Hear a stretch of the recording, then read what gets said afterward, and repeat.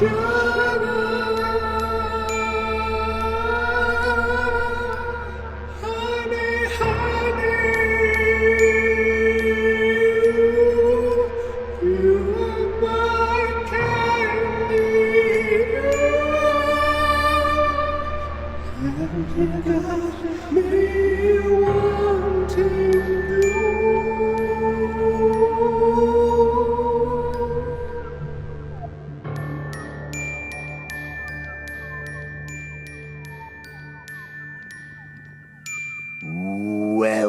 to Riverdale After Dark, a podcast about the CW's Riverdale that's covered in rats. I'm Alex. When you walk into a museum and you're like, this'll be fine, what's so scary about a bunch of paintings? Well, this episode says, watch out for paintings! I'm Justin. I'm Pete. And we are going to be talking about Riverdale Season 5, Episode 14, Chapter 90, The Night Gallery. This is an episode directed by none other than Mädchen Abick, making a triumphant return to the show after directing the Season 4 finale, Killing Mr. Honey. And I'll tell you what, they got to keep putting her on these weird, surreal, dreamlike episodes because she's killing it. This was one of my favorite episodes of the whole series. This was so good. I really like this episode. Wow. Me too. Pete, what did you think? You looked a little conflicted when we got on here. Was this too scary for you? Or are you scared right now? There was a lot of scary stuff. Plus, New York City has changed. Mm-hmm. Yeah. Wow. I didn't know. For those of you that don't know, Pete used to live in New York, and then he moved away, and that's when shit went to hell. Yeah. There's sinkholes everywhere. Man, just couldn't open up and just grab people. I had this thing where I was talking to two rat kings at the same time. It was a long night. Long night. That's great. I miss that New York, Since the pandemic, you used to go out, chat with the Rat King, you'd buy your book. Good times. Good times. Oh, yeah, I know. I still keep in touch with to give you a little bit of recap, because there is a bunch of things that you need to know going into this episode, even though we're getting three ghoulish tales of terror throughout. The first one is that Archie has been dealing with his PTSD from his time at war. Meanwhile, Cheryl has been dealing with Hiram Lodge trying to buy her Blossom Maple Farms. She didn't know this yet. We find out that she found out sometime between episodes, but Hiram wants the Blossom Maple Farms because there is a rich vein of palladium, a very expensive metal, that is right below the Maple Farms. Now, meanwhile, the other thing that's going on with Cheryl is that she struck up a little bit of a romance / I don't even know what you would call it, with a woman named Minerva, who was an art dealer. I mean, there's a lot of stuff. Romance, death dance, you never know. When we last saw Minerva, Cheryl's mom had said that they were going to sacrifice her to a wind god. Cheryl called out Min Min, and Min Min ran away. That's the last we saw of Minerva up until this episode. So a little bit of a fraught relationship there, one might say. Also, Cheryl, in the meantime, has started up a ministry, though that plays a little less into this episode. Jumping over to Betty, there was a big cliffhanger at the end of the last episode where Betty and Tabitha captured a trucker who Betty thinks is responsible for either kidnapping and or killing Polly Cooper, her sister, as well as many other young girls along the lonely highway.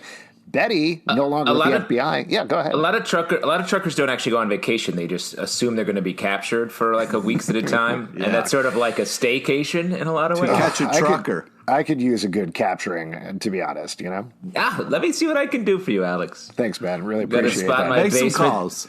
Yeah, so Betty took him hostage instead of turning him over to the FBI. She is no longer with the FBI, as we found out, as one does.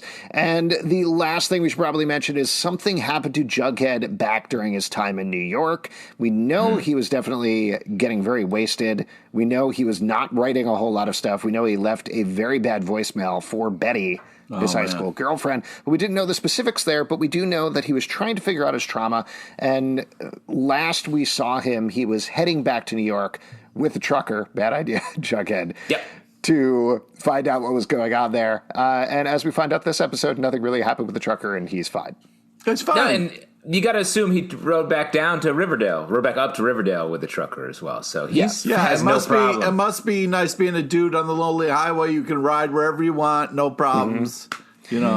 Good times, good times. So that's the basic things, that you need to know with the episode. The other thing is this is a part of a long tradition of Riverdale doing 3 short Tales style episodes going all the way back to, I believe, season 2 with Tales from the Dark Side.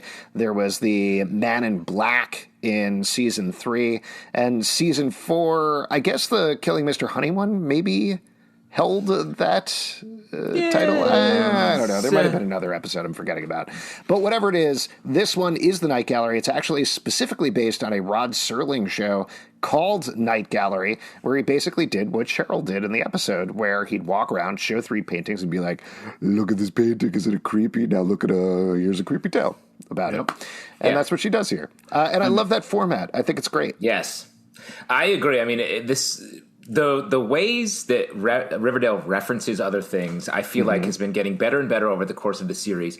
And this episode was just great, using Night Gallery as a framing device, and then just all the different uses of horror movie references, shots that Machen Amick does throughout these 3 stories was so well done, I thought. I really enjoyed. We get some Blair Witch stuff. We get a lot of sort of Sam Raimi style shaky face cam. We get a shot that feels like it was right out of Christine, the Stephen King car movie, right? We just get a ton of. We get the Fisher King Christine's sort of the reference. car, Cujo is the dog. They both have Oh, yeah, names. the Fisher King for sure. Carries the punch bowl. Yeah. Let's all keep our Stephen this King. Is jumping ahead, but Also, I do think. Oh, yeah, go ahead. Justin, you're forgetting to talk about how great the paintings are. I mean, that Beautiful. was really fun. I was like, man, I can't wait for what the next painting, and they never let you down. I mean, come on, that chainsaw one was beautiful. The Archie minor one was hilarious. I think Cheryl gave him extra abs. What do you guys think? I didn't actually count, but She wants to flatter, despite the horror nature of their tales. You want to look good. You want to I look don't know. good in When you your have that horror many paintings. abs, you start looking like a very muscly centipede. Is what I think's going on there, but. Oh, you think maybe the real horror was just how much he's isolated his individual abdominal muscles? He has like The 16 to focus. 32 abs, something around there. Wow. In some ways, he's in a prison of his own 6-pack. So I think we could hang any of those paintings comfortably in any of our homes without anyone questioning our sex. Well, and I also love this episode because if you go back and listen to our podcast with Denise Nadredre, she mentioned that she sources all of these paintings from a local painter, got like 50 of them done for this season. So it is super fun to see them and see them in the same art style. Even if maybe, I think Minerva calls them out as, wait, I wrote this down, Goya, Dolly, and Bacon. Yeah. A little iffy there, but No, I think that was a baked beans recipe. Goya beans, Okay, that makes bacon. more sense. yeah, what's the Little dolly? What's the dolly? Dolly. Well, that's you just shake a little of your favorite The dolls. horror secret dolls to a over- really good chili is a floppy clock. Yeah. Throw one of those in there. Mwah. Wow. Oh, you got yourself a stew. So spice. Let's walk through this. You know, it's funny. A lot of stuff happens, but it is in these 3 distinct pieces. So we could talk the overall story, or we could just walk through it. I think let's just walk through it and see what happens. Yeah, so we okay. start off with Rain. Cheryl is there at the door. Don't Minerva sacrifice me. Minerva comes Hilarious. to Yeah. Very fun. Even up here, it sets it up perfectly with the rain and the crashing thunder and lightning. Cheryl, I believe, when she closes the door, looks directly at the camera. Right at the top there, which is very fun as well. Minerva says she's worried about being sacrificed to her crimson god. Cheryl has a new painting. She says the title, Welcome to my Night Gallery. And then they cut to a painting of Leonardo DiCaprio pointing, which is very fun. Like, that was very fun good. and internet-y. It's good. And then we painting memes. Great idea. Great And then we get Archie's story. Now, to just sort of talk through Archie's story here, and then we can pull out specific moments. Archie is dealing with his PTSD. He's going to a therapist. What's up, Pete? I didn't even get one sentence into this. Yeah, I know, but you sure you don't want to talk about his painting more before we get into the actual story?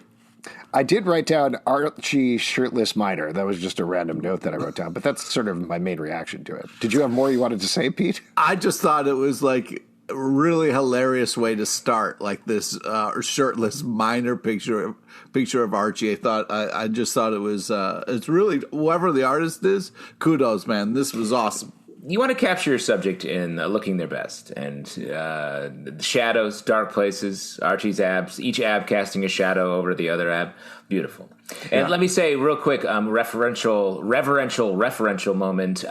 This reminded me a lot of Harvey Kinkle from the Chilling Adventures of Sabrina. We get a bunch of Sabrina shout-outs. We get a couple Sabrina shout-outs in this episode, Eldritch so I Terrors, appreciate come on. Eldritch Terrors. I appreciate that. We had talked about this episode as maybe having some loose connections to Sabrina. Yeah, so I mean, it's nice that they were there. If Archie, goes in, and then comes out, I think it's really kind of a hilarious kind of moment that they had. What is that thought you're having there? Goes into the mines and comes out in Greendale? Is that what you're getting at? Yeah, exactly. Right. And turns into what's his name and falls right in love with Sabrina. Mm-hmm. He's those are much the same, older than... Those are the same mindsets from Sabrina, right? That they were just reusing for this? Yeah, have to be. I don't know. You don't just throw those away. They have very busy rentals at Vancouver mine sets. Yeah. There's a lot of productions that use them, so I'm glad they got that. I hear it's just over the years they just refurbished City Slicker sets, and it's just been the same set the whole time. Good. City Slickers 2, Legend of Curly's Gold. Yeah, of course. What you're talking about. Oh, you need this to be a palladium mine? Yeah, no problem. I'm a Canadian guy. So Archie is going to therapy for his PTSD. Jackson is going to the same person. At the same time, Cheryl hires them to work in the palladium mine. She wants to mine it before Hiram can buy the farm and get the palladium himself. Plus, of course, she wants the money. And over the course of it, they tell some spooky stories to each other. He hires Fangs, Reggie, Jackson, Uncle Frank, and Kevin, I believe, are the guys that are all working there. They find the palladium. Of course, it turns out there's a CO2 leak in the mine at the end of the day. Archie goes nuts. No, just CO. Carbon monoxide, right? Yeah. Not don't get your dyes into your oxides. How dare you? Well, you studied chemistry for this podcast, right? I was a chemistry major briefly in college, so is that true? Technically, yes, I was. Yeah, before I switched to the much wiser theater. Oh, I went into college planning on being a double math theater major, and I switched to theater. Wow. Look at us now, Killing Pete. it. A couple of Goodwill Huntings over here. Yeah, I went to college for the thing that I wanted to do, and then I did that. Oh, yeah. Throughout the whole thing. Didn't you go? You went for theater and ended up being a math chemist. Yeah, That's what exactly. you do professionally now, right? Yeah. Pete went to college as a Philly cheesesteak major and came out a Philly cheesesteak major. That's right. That's right. I took leisure and society, and I am killing it. So yeah, at the end of the day, Archie goes a little nuts on his therapist. He thinks she's giving him crazy medication that's driving him crazy, but it is the carbon monoxide that's driving them crazy.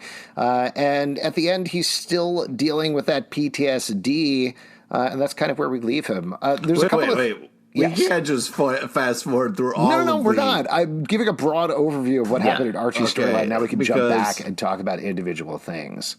I did want to mention actually one more thing about the painting. There was an interesting visual motif that was happening in this episode, but I only saw it twice. In the painting of Archie, the miners had glowing red goggles in the background. Yes. And then at the end, the Rat King had glowing red goggles. Was there something in Betty's story with that as well? The Mothman, the story that Mangs was telling, had glowing red eyes. Yeah, so there was definitely that visual thing that was going on there that I think was interesting. Yep. I don't remember seeing that in Betty's story, but I do think we're pointing more and more toward the Mothman. So I feel like we're just starting to see more of them, and the fact that the Mothman have now bled out of Jughead's story, his season-long story, into Archie's, I think is interesting. Yeah, well, there's something, and this is jumping forward to Jughead's storyline, but I think the implication with Jughead's storyline is that there are no Mothmen. There's just his trauma and his drinking and getting high on maple mushrooms, and that's what's making him see this stuff, right? Yes. Or it's all Hiram. Or it's all Hiram's the Mothman. Hiram's dressing up as a Mothman and running around town and scaring people. Hiram went to New York and dressed as a Rat King for a little bit? That's right. Oh, man, crazy. I mean, we can't say it's not out of the realm of possibility. Sure. But I do think, and again, a slight overarching thing, if are the characters we focus on here are the characters we've identified as suffering from trauma. and like sort of in the suffering phase of all the characters on Riverdale. You could say Cheryl has trauma, but she doesn't seem to be suffering from it right now. She's sort of just going about her business. And then we said that last episode that Veronica sort of feels like whatever trauma she has, maybe from the helicopter crash, it doesn't seem to be affecting her, and maybe she's dealt with it. So we really focus on our characters dealing with trauma. So it does make sense that maybe the Mothman thing is sort of a visual signifier of that. But I'm curious how it makes sense that if everyone starts to have the same sort of images as their response. The other thing that's going on here thematically that I thought was really strong in the episode, and we talk a lot about how as much as we enjoy Riverdale, sometimes it's like 5 trains running in the same episode that never really meet each other. Here, they really drove home on this idea of people literally and figuratively being stuck in a hole, like across the board. Like Archie's thing is he had trauma from his time in a foxhole, and then he goes down in a mine.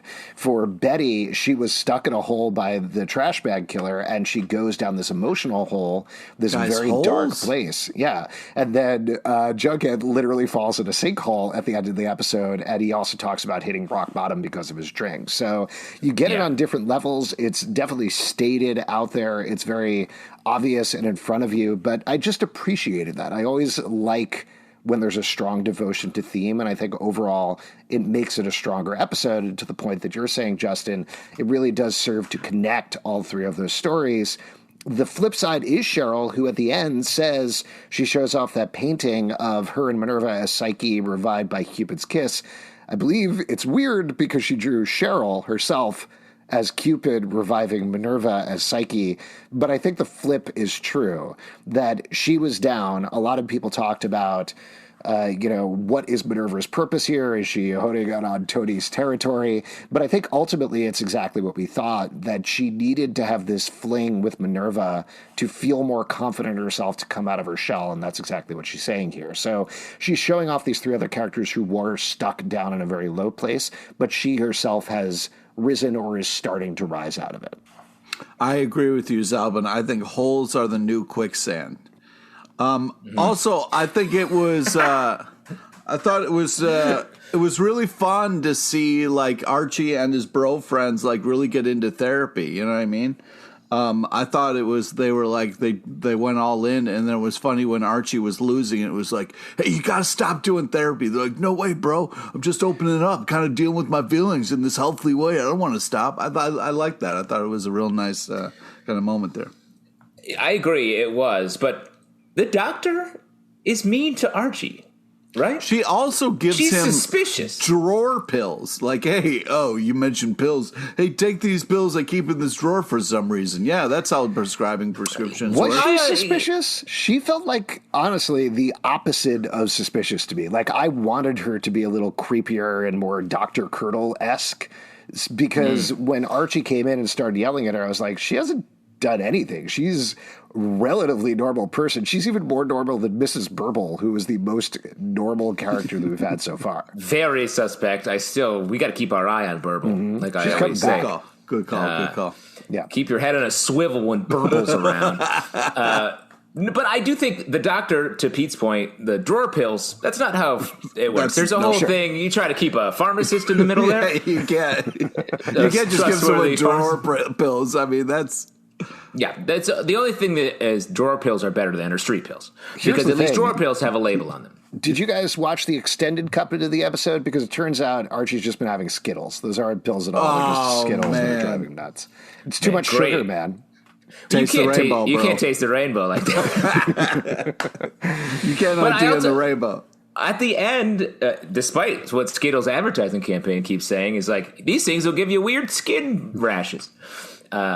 I do think at the end, though, when he is hallucinating all of the soldiers, the dead people from his army days. Yeah. I see dead people. Yeah, she's very much like, you got to get out of here. I don't know how to help that you. That was a little like, no therapist going to be like, you know what helps? Being on your own, by yourself. Like, no, the whole point of therapy is you're like, other people are going to try to help you get through this. So that was. If your patient's saying it's gotten much worse, and she's like, no, bye-bye. I got a whole pill thing. They only hired me for one episode. I'm not a recurring, so you got to get out of here. Right. Yeah. Well, and that's All I was going to say was that puts Archie in a really bad place going forward because Jackson actually seems to be dealing with things very well in a reasonable manner. Uncle Frank's obviously trying to help all of them, but Archie's trauma is just getting worse, and unless there is a weird Riverdale explanation, like he has a pocket of carbon monoxide hanging around his head or something like that, which is possible. Again, it's possible, but it's all caught up in your red hair, Archie. Red hair attracts carbon monoxide. Well, he has some real trauma that needs to be dealt with, and it isn't quite as obvious how he deals with it and how he gets past it versus Jughead. I think by the end of the episode has a very clear path of what needs to happen with him. Yeah, he's been getting help, it looks like. Betty, somewhat. I mean, there's certainly a lot we can discuss there when we get to her storyline. But Archie, Betty's doing perfect. I don't know what the fuck you're talking about. Archie has some problems that are real life problems that he's going to need to deal with, and they're not going to be solved by just saving Riverdale. You know, and he keeps getting more and more isolated. To your point from earlier, like all of his friends are feeling like this therapist is helping him. This therapist is like, you can't be here anymore, and he's getting worse. It feels like Frank is sort of like, I'm trying, but I'm not reaching you. He's not around any of his other friends. Like, the isolation is real, no matter how bad this therapist is or suspicious the therapist is. The real danger is, I think, the isolation. Yeah, I did really like the parallel that Archie had when he first started losing his mind, and he kind of like woke up from the nap, and they were all like really tired in the kind of like construction little thing there, and that was a fun moment. And he's like, "Wait, where's Kevin?" And he kind of you're like, you can't let somebody go alone, like you can't leave a soldier. So like I thought that like was very cool, kind of like tipping point for like Archie slowly losing it. I thought that was a really cool way to do that. I mean, that was an Easter egg, right? Because you don't want to leave somebody named Kevin alone somewhere all by themselves because that's going to create problems. So I was surprised we didn't see some sort of wet bandits coming out of the mine or something like that. The real Mothmen are the wet bandits. I also thought there's some fast and loose energy to some of the science behind this episode. Whether carbon monoxide, they're like, it just makes you see stuff. I was like, no, it kills you if you don't get away from it.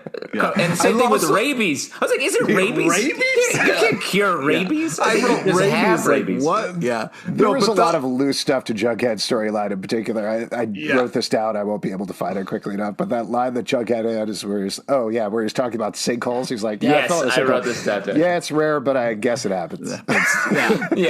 Just so casual. Which was like, like he was like, not very often, but it happens. I don't know. It's like, get out of here. Archie busting into the doctor's office and being like, hey, listen, I'm sorry, I've been losing my mind because I've been working in a mine and CO2 leaked everywhere. It was like, wait, that was just a really ridiculous, fun thing to say out loud. Again, I got it wrong earlier, so I feel free to correct you now. It's actually CO, not CO2. CO. I'm an expert on this, so any questions come to me. Let me be honest, guys. You're surrounded by CO2 right now, so you may be hallucinating. I think I'm hallucinating. I'm on a podcast. Yeah. Wow. Trippy. Wake me up 3 days later. So a couple of other things I wanted to call out about Archie's storyline that I thought were fun or interesting. The EMDR that the therapist talks about, the eye movement desensitization and reprocessing, is actually a real thing.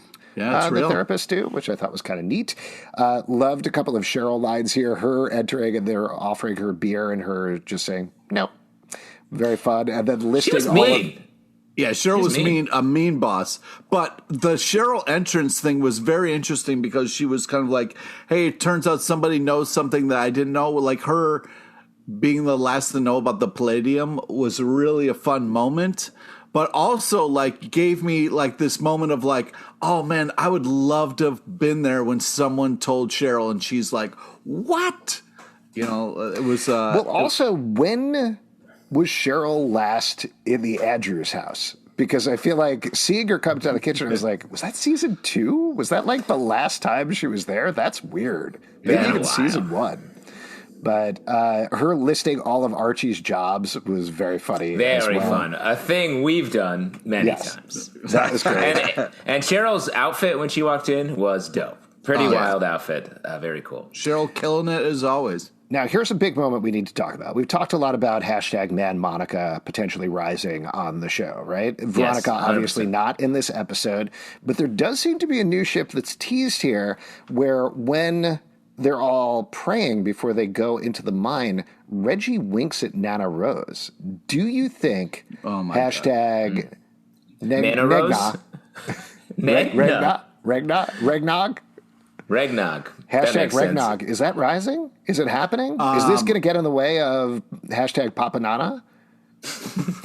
I did think it was funny sorry, the way I just went into a hallucinogenic state, and you waved that many hashtags in front of me. Yet nothing can stand between Papa Nana, of course. That's Pate and Nana, but that's already that's in the past. Yeah. That is something that we will see in. It's on the present, definitely. We're always in that. But I did think it was interesting where Cheryl was like, everybody hold hands, and then Frank was just kind of like, man, Uncle Frank doesn't hold hands. Well, he probably doesn't want to buy into Cheryl's wildly nonsensical religion. Yeah. Which I think is a fair choice. Another thing to get back to the Mothman, Fangs tells that story about them and how the truckers talk about them. And the way that he talks about them, he's not talking about Mothman. He's talking about something else that we've speculated about a little bit on the season, which is Chuds, which I think there was the student of Jughead's who wrote the story about Chuds and was like, nah, just kidding. There's no Chuds. Don't worry about it. Or something like that. Vaguely forgetting, I'm definitely forgetting exactly what went on that storyline, but I feel, I can't believe I'm going to say this out loud. I feel like Chuds are more reasonable than Mothmen. What? Yeah, no, like in your daily interactions. What about aliens dipped in barrels of maple syrup? My only thing with Chuds, because I think I was maybe suggesting Chuds at one point, is where are they? What are they? Where are they? What are they? The under? mines. They're in the mines. That could be, and is that maybe this perhaps putting that theory on a theory you had maybe last episode that there is more of a group of truck drivers, maybe they're Chud drivers who they emerge from their underworld to drive trucks for work and murder, and then return to their underworld, and that's where they plan, and they have red flashlights. It would be really interesting if the Mothman thing and the trucker thing all tied together with the palladium thing, because there are this group of truckers who are hiding girls and dead bodies and whatever in the mines, and then rounding them up. So you get the Chud thing. The marsh. We don't you know get if the they're Chud thing. You see, well, hold on. What I'm saying is like they could all connect, because this whole Pyram plot of mining under the Blossom Farms ultimately could lead to a reveal of some place that these truckers are stashing all the dead bodies, potentially. That is not the swamp. I think that's a great call. And the White Worm is underground. So anybody that's there is sort of a Chud, the Chud dancer. Yeah, that's true. But I also do think that's a way to maybe connect. The White Worm can be a sort of a way they get into that and start to maybe find some clues. It also fits with this theme that you identified of everyone being in a hole or underground, because we know that Jug has a lot of experience having rats in his mouth. No, not. He kept his mouth closed so no rats would get in his mouth. Oh, rat got in his mouth. Just covered in rats. You can't just keep your mouth closed and a rat's like, nothing to see in there. He had a rat in his mouth. Jughead the entire time was like, How does this play on an audio podcast? I'm closing my mouth very tightly. It's great. It's clear what you're doing. It made me think, though, that maybe you had a rat in your mouth that you didn't want to let out.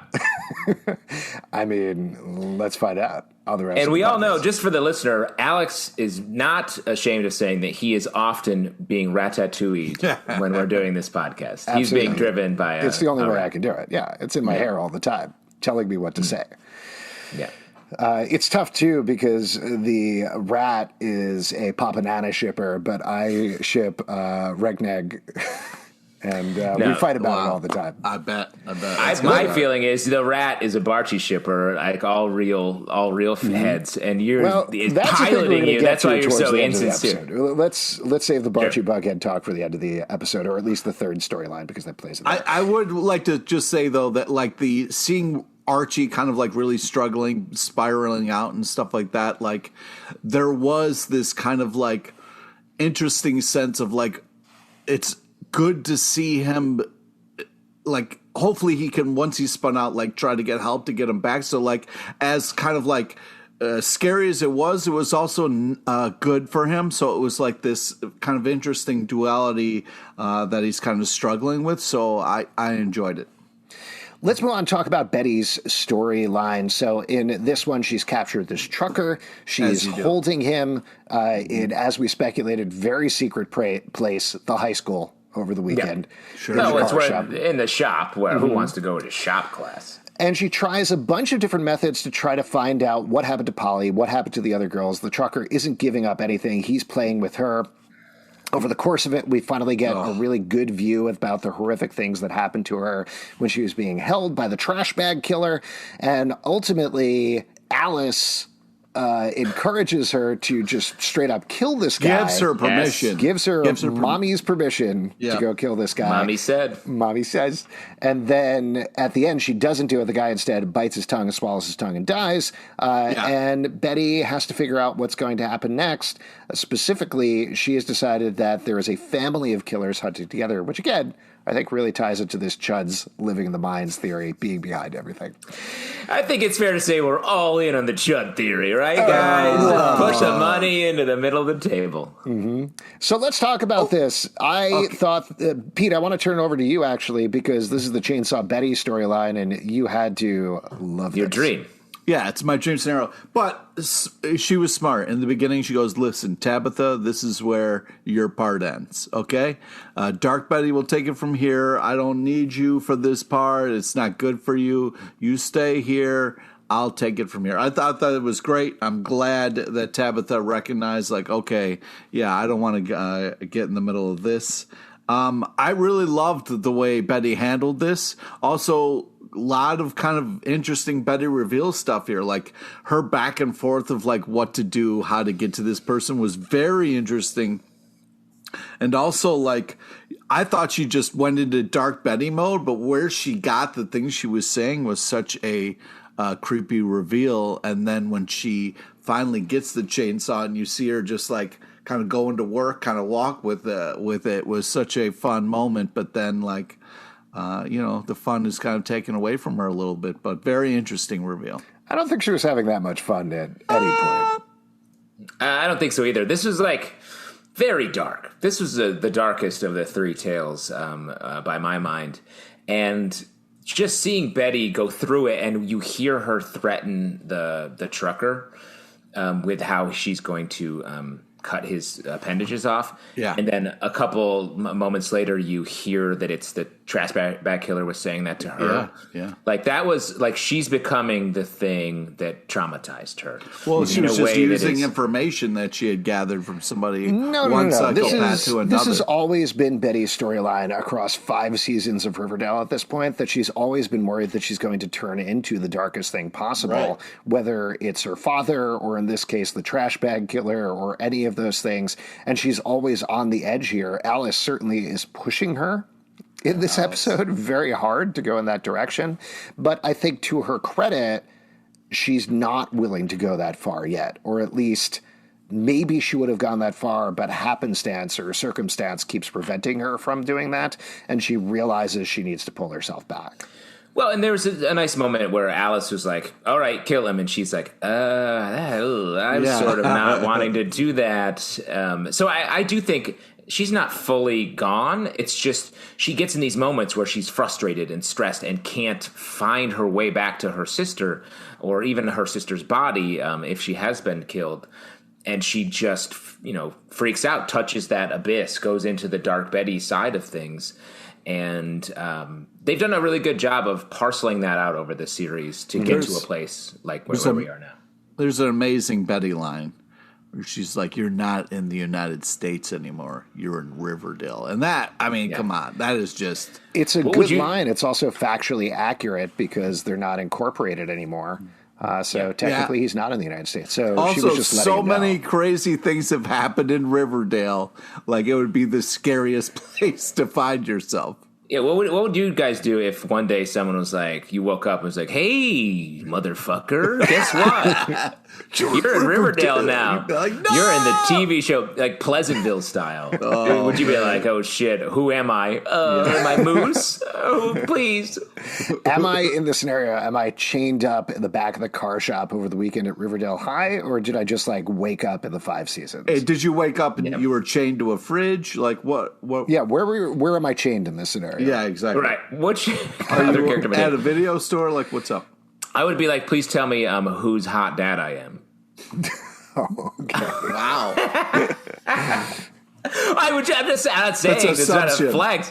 I'm That's just saying I wish that's the assumption. dream role. That's the dream role. Yeah, Okay. I think so. I'd probably be like, oh man, this is so cool. I'm a background character at Pops. Yeah, cool. Honestly, that doesn't work out so well for those folks. No, it doesn't. They usually They get get to shot in the drink crossfire. milkshakes all day. They do. That's true. They are very good-looking milkshakes. Back to the Betty storyline. So there are a lot of great moments throughout here, as we talked about. I thought the villain here was really good as well. Yeah. Just very creepy. And I liked how they kept ratcheting things up with the way that he seems to know what somebody is. Oh my God, the Maybe way he doesn't. listed things about her and then was like, I have no idea. Oh. So this is another thing that indicates to me, and obviously we don't know how much this guy is telling the truth or not, but that there is some sort of conspiracy is the wrong word, but like greater connection here. He even talks about how all the truckers talk about everything. So I think we speculated last episode that maybe on Greg's List or whatever they call it, that people potentially are talking and sharing information. And that certainly seems to be what's going on here. My big question is, does the trucker kill himself at the end because he's scared of what Betty is going to do to him? Or does he kill himself because he doesn't want to give up more information on whatever is really going on? Well, I think it's good we're going to find out that there's a larger conspiracy going on here that is sort of alluded to over the course of Betty's story, that she thinks there are more of them out there. And I think he was like, because he didn't seem too scared of Betty at any point. Maybe he was like, oh, she's getting to a breaking point. But I think he was like, just basically suicide pilled himself in the spy world to take him out so he wouldn't reveal. Well, yeah, that's interesting because we're waiting on the autopsy report to find out what exactly killed him. But Betty is saying like he bit his own tongue out and then choked on it. It could be another family member that maybe snuck in and took care of why she was getting the chainsaw. Or I was thinking, my first thought was Betty's mom did that. That's what I thought too as well. But I think what she said about him choking was horrifying and probably what happened. Very detailed that made it kind of sound true. Yeah. It also, this is another bigger thing about Riverdale that I feel like people have asked questions about a lot, the whole serial killer gene thing. And the show has always said, oh, the serial killer gene definitely comes from Hal Cooper. It comes from Alice, right? Like Alice straight up is... I think it comes from F Palace is where it comes from. I think so. I mean, I think based on the way that Alice reacts to every situation where she's like, well, I guess we got to clean up this dead body. Well, I guess we got to kill this person. Yeah, She does go there very quickly. Yes. I don't need someone to run the Alice's genes to be like, yeah, she's not a great influence on me. She is doing a very nice cross-stitch, though, of Juniper and Dagwood earlier in the episode. That was very fun. For a second, I was like, is that Jason and Cheryl Blossom? And I was like, that's fucked up any which way. Also, one of the creepier things in the episode is just her doing a cross-stitch. Yes. Creepy craft. I think we can all agree on that. Creepy craft. Let's move to the last storyline, which is Jughead's storyline. This is Rabies. set at Rabies. This is set at an AA session back at Riverdale High. He is admitting that he's an alcoholic, and he walks us basically through his whole history from high school up until this very moment, up until now. And we find out he did go to the Iowa Writers Workshop every night. He get drunk, basically, on whiskey. He wrote his book, sent it to Sam Pansky. Mr. Hot Dog. Mr. Hot Dog. I do want to just mention the portrait of Jughead there with the crown. I mean, that was just magical. It was That was a nice one. I like the Rat King Jughead painting. Yeah. Maybe best of all. Ooh. I don't know. I thought it was cool. Wait, real quick. Which was your favorite? Pete, I know you liked Chainsaw Betty, right? Chainsaw Betty all day, every day. Justin, which one was your favorite? I got to go Rat King Jughead as well. Yeah, good one. So we find out that he had a YA hit. We finally find out kind of what went on with this phone call and with Betty. We got the big revelation that they kept in touch while they were in college and talked and called each other. We get the Bughead theme is back in the background. Yes, I mean, that's what I wanted to say. Like, that was real. That was a Bughead moment. Pete, how did you feel seeing that? The phone call before shit got nasty. When she was out in the hallway phone call? Yes, when he said, I got an agent. When he said, I met Mr. Hot Dog, my agent. Well, that whole point of like, he's like, you're my agent? Like, that was sweet. That was fun. The fact that we just asked you about Bughead, and you talked about your Pete. new favorite chip, which is Panhead? Hot Dog Head. Hot Dog Head. Yeah. Pants ski. Listen, I just thought it was a nice moment. I wanted to not skip by, was my point. Don't be an asshole. But what I really liked about this was the fact that, like, he's broken. Pete's broken. Bughead. What I really liked about this is I don't know if you guys could hear that on the podcast, but a gear just popped out of Pete's ear. It's very strange. Showed how important these two being together are. Like, we can't not talk about it. It's always being talked about. Nobody cares about Archie and Betty anymore. Like, it's always Jughead and Betty. So it's nice to see the roots of this and why it can't end, because this is clearly, there's so much stuff that needs to be talked about, that needs to be kind of like worked with here a little bit, whether that's how that's going to go, but it gives me hope and it makes me excited. So here's the thing that I thought was really that voicemail that he left was awful. That was just he calls it a toxic voicemail. So he's very well aware that he did stuff wrong. He's going to AA, so he's trying to make himself better and get out of this hole that he currently is in. He tells a wild story, meandering story, classic Jughead, where everyone's like, what story are you telling? In the middle of the story, they're like, wait, how much is actually true, guy? Like, what's happening? And he's like, I can't tell you. Imagine it at that AA meeting being like, all right, thanks, Jughead. Anyone want to go now? And they're like, I'm going to follow that? That's my favorite. His story was like 15 minutes of story, meandering all over the place. And he's like, anyway, it turned out I was covered in rats. So now... The most important detail, the entire time I was watching it, I was like, this wasn't that bad. He fell in a sinkhole. I'm sure that hurt his legs a little bit. And then he slept on a mattress for one night, maybe, or something. And then he got out of there. And I was like, what is your trauma, dude? Like, what actually was the issue here? And it turns out, tossed off, that he was covered in rats, which is a legitimate source of trauma. And that's how he got rabies. He had a bad case of rat blanket. Yeah. The thing that I wanted to say about Bughead, though, is these scenes were great. I thought they were really good. Definitely tug on your heartstrings while you're watching them. But these scenes of the storyline is about Jughead, not Betty. And not necessarily Bughead, but what Bughead means to Jughead, which I think is really smart and interesting and a good distinction to make, because Jughead clearly has this trauma of everything that went on there, of her not coming to the book party, of her being far away, of always thinking about her, even when he is with Jessica. But that's not what Betty's trauma is about, at least in this episode. Betty's trauma is about TBK and what she went through there, and that's what she needs to deal with. So when we get the eventual conversation down the road, and I believe that's coming in another 2 episodes at this point, Jughead does need it. Like, he needs to work through and make his apologies and figure out his stuff. I'm sure, like we speculated, we're going to find out that these two things are tied together. She was thrown in a hole by the trash bag killer, and that's why she couldn't come to the book party, which I think is the excuse I always give when I don't come to parties. Yeah. But I think ultimately Betty has less to say about the trauma of the relationship, probably, because that's not the source of her trauma, versus Jughead, where it is. Well, I agree with all of that. And I also think this was a very sad episode, I think, for Bughead in general. Like, this whole run, you just see their relationship is sort of like it's a ghost of their relationship. And Betty's like fully removed from Jughead to the point that he imagines her coming for him when she wouldn't. Yeah. Like, he needed don't say her. She wouldn't. She didn't. Motherfucker, she ate fucking mushrooms and went through the Battle of the Axis in the sex bunker a while ago. Don't say she wouldn't. Well, I think I don't think it's about wouldn't or couldn't. I think it's more about the fact that Jughead looks at her as the savior figure, and that's not what she is. It's not her job to save Jughead. It's Jughead's job to do exactly what he's doing right now, which is go to AA, work on yourself, talk to Betty, apologize to her for the way that you treated her and these toxic voicemail and all of these other things, and stop thinking about Betty as this deific figure who is going to save him whenever he's down. It's the same thing that happened in the sex bunker with the maple mushrooms, where he saw her as high school Betty.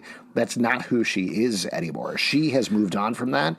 He needs to as well. Yeah, like maybe if he showed her the rat blanket he's sewn together to keep himself warm, she might be impressed with living it. rats. Yeah. Yeah, it's true. She might be impressed to find out that a rat never got into his mouth. Be like, wow, you were covered in them, but they never got into your mouth? Let's date again. Yeah, let's... It's very impressive. Let's date again.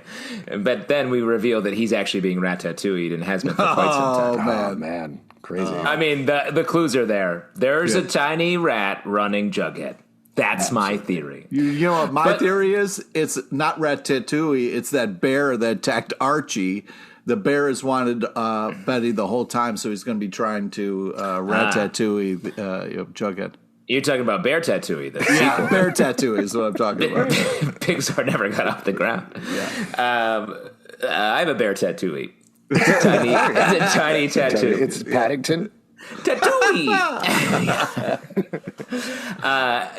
But I just want to say though, like Betty comes for him in his dream, and he makes reference to Orpheus and Eurydice here in a way which I thought was cool. But he looks to her, and the myth is that if you guys don't know that, like, to reinforce myself as the mythology guy here. I know this myth, but go ahead. Wow. Very pugnacious about this. Orpheus is like, you can leave hell. Are you trying to say Morpheus? No, it's Orpheus, different guy. Yeah, I'll tell the story of Morpheus and Neo after this. But okay, cool. Another of our famous myths. You can leave with your partner Eurydice, as long as you don't look back for her. You have to trust that she's there. You can go out. If you look back once, she's stuck in hell for the rest of the time. Wow. And he does over the course of it. It's truly one of the best myths, dramatically speaking. He looks back. She is there, despite the fact that he didn't think she was. She falls back into hell. He's sad, and I do think that's maybe the metaphor for at least what Bughead is right now. Like, he's looking to her, and she's not there. She's fallen back into her own personal hell because of the trash bag killer and all the stuff she's dealing with. I like that. I can get down with that explanation. And again, though, I think it's not that they're separate storylines. It's just that Betty has things to deal with. Jughead has things to deal with. But the things that Jughead needs to deal with is his feelings for Betty and everything that is tied up in that. And he needs to figure out a way to get past that. I just figured it out. This is how they're going to get back together, okay? Mm-hmm. Okay. Betty's going to murder the trash bag killer, and then laying there in trash is going to be Jughead. And she's going to, and she's going to brush all the rats off of them, and then they're going to realize that they need each other, and they're going to fall back in love. Just the ultimate drug is rats. It's being covered in rats. That's the next high.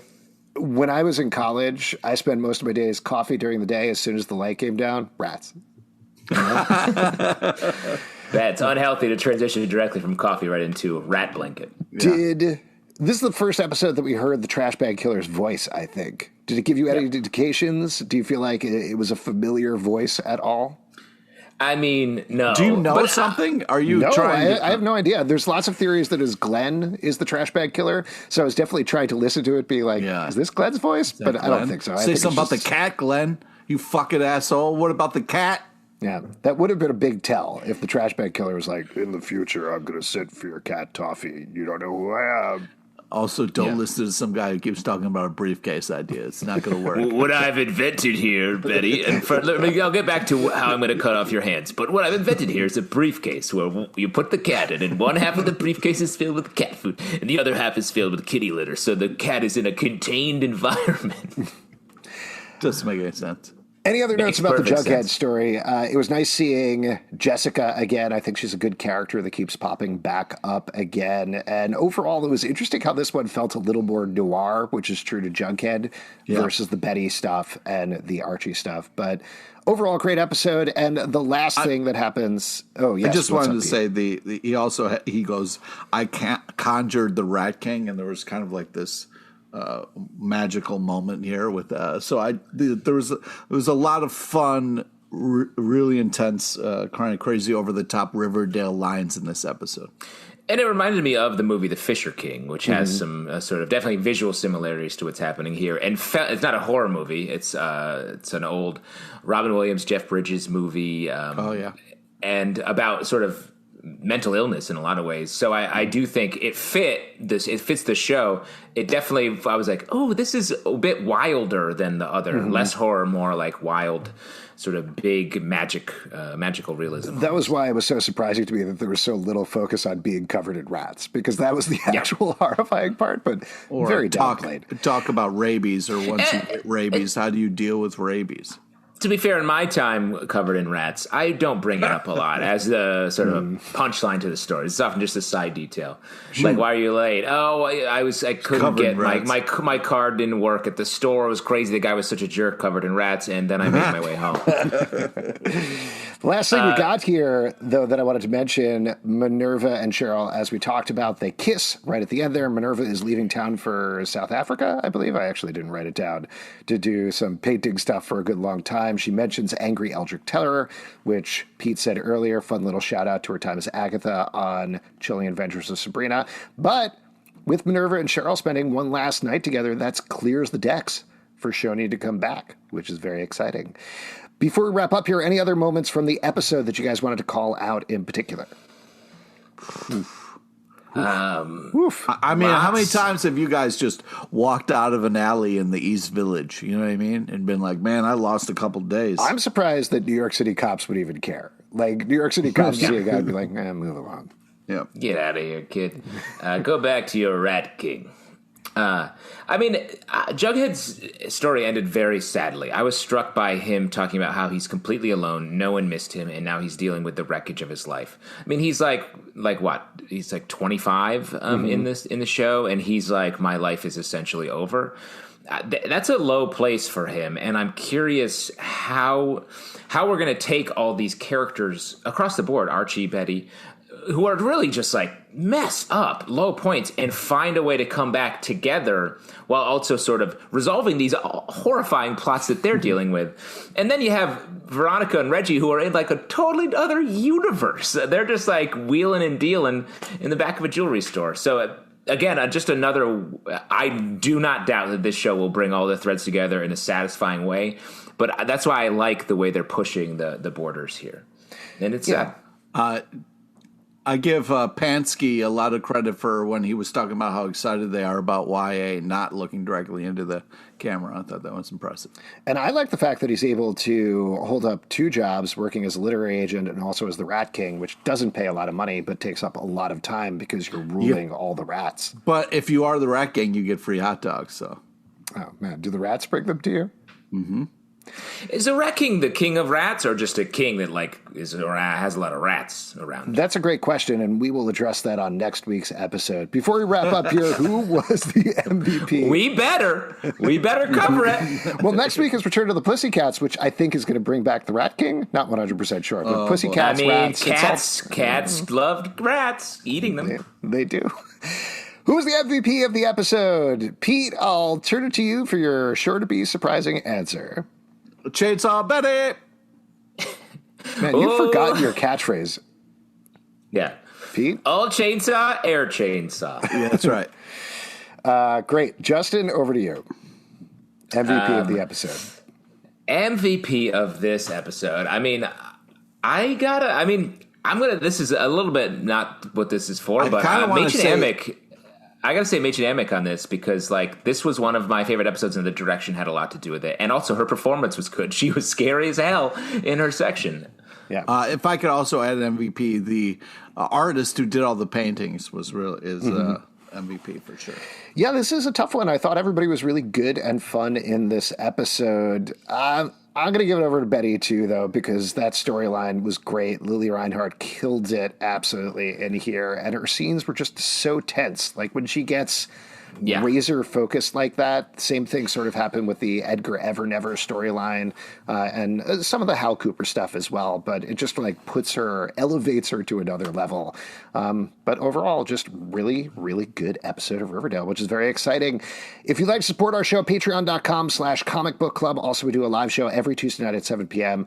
Come hang out. We would love to chat with you about Riverdale. iTunes, Android, Spotify, Stitcher, or the app of your choice to subscribe, listen, and follow the show. At Riverdale After on Twitter, at Riverdale Dark on Instagram, Riverdale After Dark. I mix those up. Twitter is Riverdale Dark. Instagram is Riverdale After. Facebook is Riverdale After Dark. So check out those places. Not the other thing that I said. In your social media, always keep them slightly different. Mm-hmm. Yeah. Yep. Just that's what they say. Listen, man, I set them up a while ago, and that's the way it is. ComicBookClubLive.com for this podcast and many more. Until next time, we'll see you after dark. Alex, feed your ratatouille. Oh, yeah. He doesn't talk like that.